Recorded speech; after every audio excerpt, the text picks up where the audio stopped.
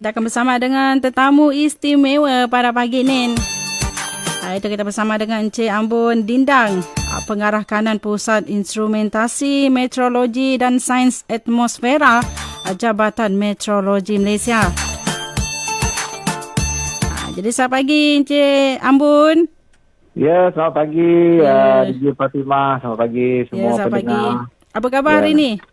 Sihat. Sehat ya? Macam mana keadaan cuaca di sana? Biasalah. Kita sekarang ni memang seperti yang sedia maklum, cuaca agak panas di luar sana. Tapi untuk penjelasan lebih lanjut, kita akan jelaskan nantilah dalam perbualan kita selanjutnya. Ya, betul. Hari ini kita akan bercerita berkenaan dengan kesan fenomena El Nino kepada negara kita. Jadi mungkin ramai di luar sana nak tahu lebih lanjut siapakah Encik Ambon pagi ni, orang mana, dari mana, kita berkenalan dulu, silakan. Okey, terima kasih Fatimah. Saya Encik Ambon Dindang, asal daripada Sarawak lah, saya orang Sarawak. Tapi agak lama jugalah sudah menetap di Kuala Lumpur. Jadi sudah sudah agak sinonim lah dengan Kuala Lumpur ni. Sudah lali lah ya. Sudah lali. Ya, betul. Kiranya kalau bercakap pun cakap orang KL lah ya. Ya, kalau jumpa orang KL, orang Sarawak di KL, boleh jugalah cakap Sarawak juga kami. Yalah, takkan lupa lah ya. Tidak akan lupa. Ya, betul. Okey, kita akan bercerita berkenaan dengan kesan fenomena El Nino kepada negara. Kita selalu dengar El Nino apa benda tu. Mungkin ramai orang kat luar sana bunyi siren ambulans ke apa ke. Jadi kita nak tahu, boleh tuan kongsikan sedikit apakah yang dimasukkan dengan fenomena El Nino ini? Okey, terima kasih. Satu soalan yang bagus sebab kita pun tahu sekarang cuaca agak panas dan ramai yang orang sana mengaitkan dengan fenomena El Nino. Tetapi tidak ramai yang mengetahui apa itu El Nino. Mungkin dari segi nama saja, tapi kita tidak apa kenal apa itu fenomena El Nino. Okey, jadi El Nino adalah satu fenomena cuaca berskala global lah. Berskala global ni dah besar. Impak dia adalah besar. Yang berlaku apabila terjadinya pemanasan suhu permukaan lautan. Suhu permukaan lautan ni panas. Jadi di mana ni? Jadi kawasan yang dicerap untuk menentukan kewujudan El Nino ni, kita namakan di kawasan Khatulistiwa Tengah Lautan Pasifik sana. Itu agak-agak sedikit teknikal saya punya penjelasan, tapi saya akan cubalah untuk menjelaskan dalam keadaan yang dipahami oleh orang biasa. Jadi bila suhu permukaan laut di Lautan Pasifik sana yang panas, ada satu kawasan yang kita namakan Nino 3.4 itu, dia akan memberikan kesan dari segi perubahan cuaca di seluruh dunia, termasuk Malaysia. Jadi secara saintifiknya, kawasan pemantauan tersebut kita panggil sebagai kawasan Nino 3.4 ataupun Nino 3.4. Iaitu di sekitar dari segi longitude dia 120 hingga 170 west, dan segi latitude dia dalam 5 utara dan 5 selatan lah. Itu jauh sebenarnya di tengah Lautan Pasifik. Tetapi kesannya memberikan corak perubahan cuaca seluruh dunia. Sebagai contoh, kalau El Nino, Malaysia ini ada sedikit peningkatan suhu lah, dari segi panas itu ada sedikit peningkatan. Tetapi untuk pemantauan El Nino ini, dia akan dilihat dari segi peningkatan suhu tersebut yang lebih panas ini berbanding dengan purata jangka panjang pada kawasan tersebut. Jika cerapan pada bulan tersebut, suhu dia meningkat lebih daripada 0.5 darjah Celsius. Ini dari segi tahap kepanasan. Berbanding dengan tahap purata dia, dia dikatakan fenomena El Nino itu telah berlaku. Dan perbandingan suhu ini dengan suhu purata jangka panjang di kawasan tersebut, kita katakan sebagai jadikan sebagai indeks lah. Dalam bahasa saintifiknya kita namakan Oceanic Nino Index. So Oceanic Nino Index ini akan dipantau daripada setiap hari dan menjadikan dia jumlah satu bulan, berapakah nilai indeks ini tadi. Kerana indeks ini tadi, dia akan memberikan lagi satu definisi yang membezakan El Nino tu. Sama ada El Nino tu rendah, lemah, sederhana ataupun kuat. So indeks ini yang dipantau di kawasan tersebut, dia akan memberikan bacaan yang dari segi perbezaan suhu tadi. Katakan suhu peningkatan dia sebanyak 0.5 hingga 1 darjah Celsius. Maka El Nino sudah berlaku dalam tahap lemah. Jika suhu peningkatan dia tadi dalam 1 hingga 1.5, so kita katakan El Nino tu berlaku dalam tahap sederhana lah. So, jadi bila suhu tu, perbezaan suhu tadi ataupun pemanasan tadi dia lebih panas daripada keadaan purata sebanyak 2 darjah Celsius dan ke atas, itu kita namakan El Nino kuat. So tiga El Nino ini, El Nino lemah, El Nino sederhana dan El Nino kuat ini akan memberikan kesan yang berbeza-beza kepada Malaysia. Saya cerita Malaysia lah. Sebenarnya memberi kesan kepada seluruh dunia. Tapi dari segi Malaysia ni, dia memberikan kesan cuaca yang berlainan lah. Tapi yang kita tahu, kalau El Nino tu sangat kuat, dia akan memberikan keadaan cuaca, cuaca di negara kita lebih ekstrim lah. Dari segi suhu tu akan lebih tinggi, dari segi hujan tu akan berkurang banyak. Itu jika El Nino itu berlaku dengan skala yang sangat kuat lah. Itu bila perbezaan tadi ataupun indeks tadi telah melebihi 2 darjah Celsius. Jadi juga kadang-kadang kita juga dengar perkataan La Nina kan. Ya, betul. Jadi La Nina ni adik-beradik kepada El Nino lah. Kerana La Nina ni berlaku penyejukan pula di lautan tersebut.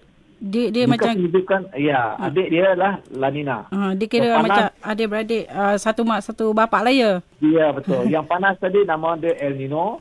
Jika permukaan laut tadi sejuk, nama dia La Nina. Okay, La Nina ini seperti yang kita telah alami pada tahun-tahun lepas. Kita 3 tahun yang lepas ni agak lembab sebab kita mengalami La Nina. Daripada tahun 2000, 2001, 2020, 2021 dan 2022 ni kita mengalami keadaan fenomena La Nina. So, itu kita dapati keadaan cuaca kita agak lembab dan juga kita banyak menerima hujan. So, itu adik-beradik dia La Nina lah. Okay? Jadi bila suhu tu kurang daripada 0.5 darjah Celsius dan ke bawah tu La Nina. Tetapi apa pula berlaku jika suhu permukaan lautan tu di antara 0.5 hingga negatif 0.5, itu dinamakan neutral lah. Jadi ketiga-tiga perkara ni dalam satu keluarga. La Nina, El Nino dan neutral ni dia satu family, satu keluarga. Ini kita namakan dalam saintifiknya ENSO lah. El Nino Southern Oscillation. Ini ketiga-tiga ini sebab dia lah dalam satu keluarga dan dia boleh jadi El Nino, boleh jadi La Nina, boleh jadi neutral. Alright? So apa yang kita risaukan sekarang ni lah El Nino lah sebab suhu pun kita rasa panas sikit kan. Ya, betul. Jadi itulah sedikit penjelasan mengenai fenomena El Nino tadi. Okay? Kalau 3 tahun lepas kita kedatangan adik, sekarang ni kedatangan abang pula El Nino, kita nak tahu apakah jangkaan masa berlakunya fenomena ini. Tadi kita tahu Tuan pun dah cerita ia berlaku di Lautan Pasifik, jauh tu kan. Nak pergi tu mungkin makan masa berapa hari dah tu. Tapi kita nak tahu dia walaupun jauh dia akan sampai juga ke negara kita. Kita nak tahu jangkaan berlakunya fenomena ini, masa dia berlaku bila dan apa kesan signifikan terhadap rakyat negara kita. Okey, jadi memanglah ini satu perkara yang perlu kita ketahui lah. Jangka masa dari segi kesan dia kepada negara kan. Okay? Jadi fenomena El Nino ni satu fenomena berskala global, fenomena cuaca berskala global yang boleh berulang antara 2 tahun yang paling pendek dan 7 tahun yang paling panjang. Maksud dia lah selepas El Nino, lepas tu 2 tahun dia boleh jadi balik. Yang paling pendek lah dalam rekod kita. Ataupun selepas El Nino 7 tahun lagi boleh jadi baru. Bermakna di antara tu mungkin La Nina atau neutral tadilah. Itu maksud dia tempoh ulangan dia adalah antara 2 hingga 7 tahun untuk satu-satu kejadian El Nino ini. Okey, jadi bermakna dalam untuk setiap episod El Nino ni biasanya dia berlaku dalam untuk tempoh 9 hingga 12 bulan. Bermaksud jika El Nino ni berlaku, dia akan berterusan sama ada paling pendek dia 9 bulan atau paling panjang dia 12 bulan dia berlaku El Nino ini. Kenapa dia begitu? Sebab untuk mengesahkan El Nino ini kita perlu mendapatkan bacaan indeks tadi yang saya sebut tadi, Oceanic Nino Index tadi, untuk berterusan selama 5 bacaan. Tetapi kita kena ingat setiap satu bacaan indeks itu dia adalah jumlah purata 3 bulan. Apa yang kami namakan 3 month running average dalam bahasa Inggeris dia lah. So bermaksud untuk mendapat, sebagai contoh, kita nak mendapatkan indeks yang berlaku dalam bulan Jun, bulan ini katakan. Kita perlu mendapatkan indeks dalam bulan Mei, Jun dan Julai dan dipuratakan balik untuk kita mendapatkan indeks bulan Jun. Begitulah seterusnya. Jadi sebab itu, dia paling singkat dia pun 9 bulan untuk melengkapkan tempoh 5 kali bacaan indeks itu. Baru kita boleh sahkan El Nino itu berlaku. Jadi untuk yang ini kita katakan El Nino ni boleh berlaku dalam tempoh yang paling pendek 9 bulan ataupun 12 bulan, setahun lah dia punya berlaku. Dan dari segi ramalan, sebab pemantauan berlaku El Nino ni kita memerlukan dari segi model cuaca untuk kita ramalkan. Okay? Macam mana keadaan bulan depan, bulan-bulan seterusnya. Dan banyak juga agensi-agensi meteorologi yang melakukan ramalan kepada kejadian El Nino ini. Tetapi apa yang kita dapati buat masa ini, ada pelbagai dia punya hasil lah. Ada yang mengatakan El Nino ni akan menjadi kuat pada hujung tahun ini. Ada juga yang meramalkan dia menjadi sederhana pada hujung tahun ini. Tetapi tanda-tanda untuk kejadian El Nino ni sudah ada. Ataupun dalam bahasa Inggeris dia El Nino condition exist lah, dia sudah ada. Cuma sekarang ni kita belum nak sahkan dia. Kerana untuk mengesahkan ini kita memerlukan indeks ini secara berterusan. Sebab itu saya katakan tadi, katakan dia sudah bermula lah ataupun dia akan mula pada bulan Jun ini. Bermakna untuk kita sahkan kejadian El Nino ni kita mengambil masa sehingga November nanti untuk kita sahkan untuk 5 bacaan berterusan itu. Okay? Okay, dari segi soalan pertama tadi mungkin itu saja, dan soalan kedua kesan kan. Kesan signifikan ni untuk jika El Nino ni berlaku seperti yang kita pernah alami sebelum ini pada tahun 1998, tahun 2016. Kerana El Nino kuat yang telah kita rekodkan berlaku pada tahun-tahun tersebutlah sebelum ini.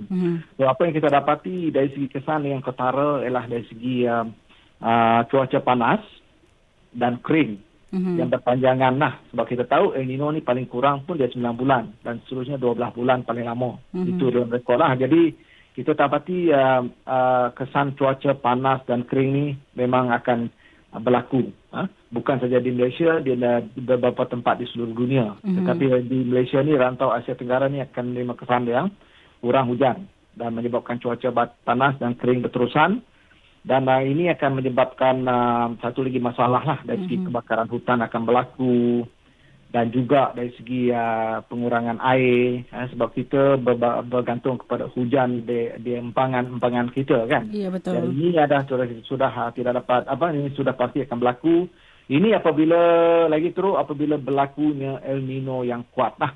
Sebab itu El Nino yang tadi saya katakan dipantau lah dari segi intensity El Nino itu sendiri. Ada yang lemah. Kalau El Nino itu setakat lemah saja, kita tidak banyak menghadapi masalah.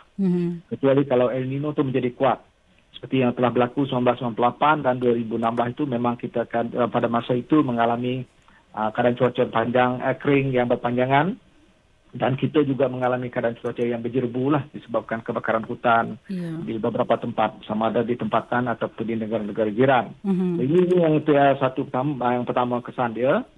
Yang kedua yang kita dapati juga dari segi berkaitan dengan kekurangan hujan tadi lah. Dari segi masalah kebekalan air lah. Saya katakan tadi kerana kebanyakan empangan-empangan kita adalah bergantung kepada hujan yang turun di kawasan tersebut untuk memberikan kita penyediaan air bersih itu kan. Dan juga dari segi jerebu, seperti saya katakan tadi, jerebu juga seterusnya akan menyebabkan masalah-masalah lain lah, masalah kesihatan, dan juga dia boleh juga mengganggu ekonomi lah, kerana kita juga mungkin menutup beberapa operasi seperti lapangan terbang yang pernah berlaku kita buat dahulu kan. Ya, betul. Jerebu teruk. Jadi walau bagaimanapun sekarang ni kita masih memantau keadaan El Nino ini. Kerana ramalan-ramalan daripada model-model antarabangsa juga masih tidak konsisten. Ada yang meramalkan akan kuat pada hujung tahun. ada juga model yang menamakan agak sederhana ataupun lemah di hujung tahun. Jadi kita harapkan El Nino ni tidaklah mencapai tahap kuat lah supaya kita tidak ada banyak masalah nanti. Ya, betul. Selain daripada itu juga mungkin kita kekurangan bekalan makanan kan? Sebab bila tumbuhan kekurangan air, banyak makanan kita akan dapat rasakan, tidak dapat merasa. Contoh macam beras kan? Kekurangan air. Okey, kita nak tahu juga selalunya apa-apa sahaja kita kena buat persediaan. Nak lari pun kena bersedia. Jadi kita nak tahu apa bentuk persediaan yang harus kita lakukan dalam menghadapi fenomena ini.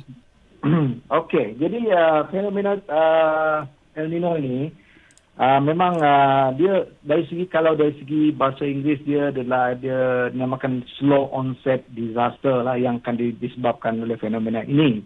So dari segi persediaan ni agak kerajaan dan juga jabatan ni sudah melihat perkara ini. Cuma akan menentukan dari segi severity ataupun kekuatan El Nino itu sendirilah. Okay? Jadi di peringkat kerajaan ataupun di peringkat kerajaan ataupun kementerian telah banyak sebenarnya melaksanakan pelbagai insentif lah ataupun inisiatif lah untuk menangani masalah perubahan cuaca ini, dan juga banyak program-program telah dirancang oleh kerajaan dan juga kementerian, seperti kementerian kami lah di Kementerian Sumber Asli, Alam Sekitar dan Perubahan Iklim.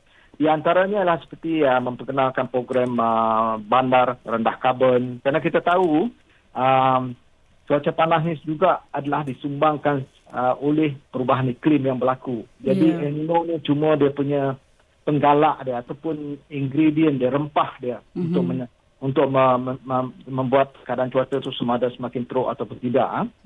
Jadi seperti inisiatif yang seterusnya ialah kerajaan juga menggalakkan penggunaan tenaga boleh diperbaharui ataupun renewable energy. Yang pertama tadi low carbon cities program lah. Sebab low carbon cities program tu ialah untuk supaya bandar-bandar kita kurang melepaskan gas-gas karbon ke udara. Sebab itu juga penyumbang kepada perubahan iklim. Jadi yang kedua tadi penggunaan tenaga boleh diperbaharui, renewable energy. Yang ketiga juga inisiatif yang kita tahu juga diwawarkan oleh kerajaan adalah kita cuba mengurangkan single use plastik juga adalah satu perkara yang penting lah, sebab nak melupuskan plastik ni mengambil masa yang lama dan juga dia boleh melakukan pencemaran kepada udara lah. Kita lihat juga dari segi kenderaan kita, sebab kita tahu kenderaan banyak yang menggunakan fossil fuel kan, jadi dia melepaskan gas-gas karbon ke atmosfera, dan ini sudah pasti menyumbang kepada pemanasan global dan seterusnya kepada perubahan iklim lah. Jadi dari segi ini kerajaan juga sudah memperkenalkan untuk penggunaan kenderaan elektrik.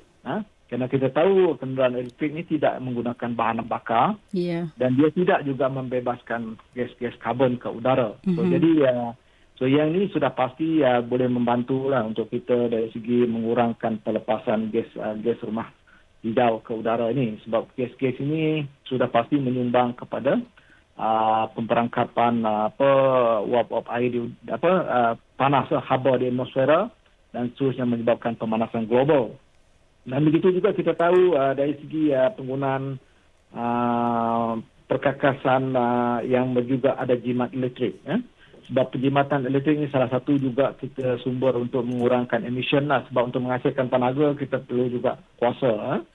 Itu antara yang dilakukan oleh kementerian dan juga jabatan kami lah, dan kementerian dan kerajaan. Dari segi jabatan kami di Met Malaysia ni, kita akan teruslah memantau perkembangan El Nino ini dan mengemaskini maklumat dalam laman web rasmi jabatan kami lah, bagi sesiapa yang nak mengetahui apakah status El Nino itu ada di laman web kami. Dan kami juga sentiasa memberikan status cuaca panas. Seperti yang kita tahu sekarang ni, ada yang status cuaca panas tu dikeluarkan. Sama yang mengatakan kami cuaca ni panas di sini. Tapi bila kami menyemak daripada data-data yang dicerap oleh stesen kami di seluruh Malaysia ini, ada yang sudah mencapai tahap 1 dan ada yang kurang lah. Sebab yang status cuaca panas tahap 1 ni masih lagi tahap berjaga-jaga ataupun alert level lah.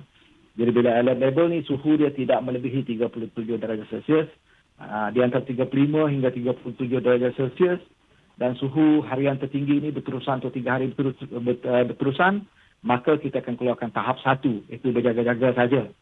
Tahap 2 baru dia akan masuk pada gelombang haba apabila suhu melebihi 37 tapi kurang daripada 40 darjah Celsius lah. Itu tahap 2. Setakat ni kita tidak ada. Cuma di bulan April yang lepas kita cuma mengeluarkan untuk beberapa hari di daerah Jeli, di Kelantan lah. Tapi itu sudah taman. Sudah taman. Okay. Dan juga kita dari segi peranan Met Malaysia ini kita juga telah mengeluarkan mengeluarkan apa yang kita namakan Fire Danger Rating System, iaitu satu laman web yang kita gunakan untuk memantau keboleh bakaran hutan dan juga tanah gambut di Malaysia. Ada juga di laman web.